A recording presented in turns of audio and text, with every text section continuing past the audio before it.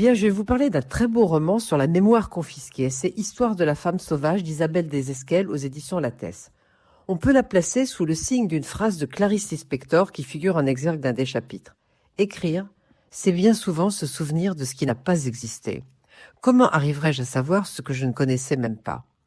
Ainsi, comme si je me souvenais. Le récit se passe à deux époques, l'été 1954 et de nos jours, enfin il y a quelques années. À l'été 1954, on est en Kabylie avec une petite fille de 13 ans, Madeleine, qui se fait appeler Mad. Aujourd'hui, on est avec une autre femme, Laure, dont on met un certain temps à comprendre qu'elle est la fille de la précédente, de Mad, qui s'est suicidée quand elle avait 8 ans. En Kabylie, Mad est la quatrième fille d'une famille qui possède des terres et produit de l'huile d'olive. Quatrième fille, c'est peu de dire qu'elle a été une déception. Après elle est enfin venu un garçon, un fils, qui a fait qu'elle s'est sentie encore plus délaissée, évidemment. Elle est rebelle, fantasque. Elle a une amie de cœur, Nour, qui est la fille d'un employé de ses parents, ce qui n'est pas aussi simple qu'elle voudrait le croire. Il y a là un très beau personnage, c'est Grand-Ma, la grand-mère née en 1900 dans le désert et qui se promène avec son Laïka et photographie avec bonheur. Laure sait que sa famille maternelle est venue d'Algérie en France en 1961, mais dans cette famille, on ne parle jamais de l'Algérie. Sa grand-mère Léa a toujours voulu aller de l'avant, ne jamais regarder en arrière. Oui, ils sont des pieds noirs. Ils sont des rapatriés d'Algérie. Ils ont quitté ce pays sans aucune perspective de retour. Mais Léa veut passer à autre chose. Laure, elle, veut savoir. Elle veut comprendre. Sa mère lui aurait-elle parlé?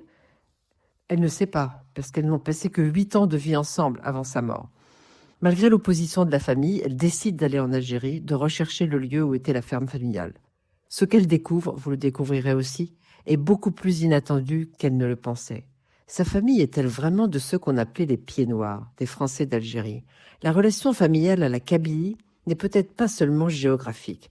Eh bien, je vais vous laisser découvrir ça avec Laure. Aller avec elle au bout du drame et de l'exil. Sur l'exil, justement, voici quelques phrases de ce très beau roman.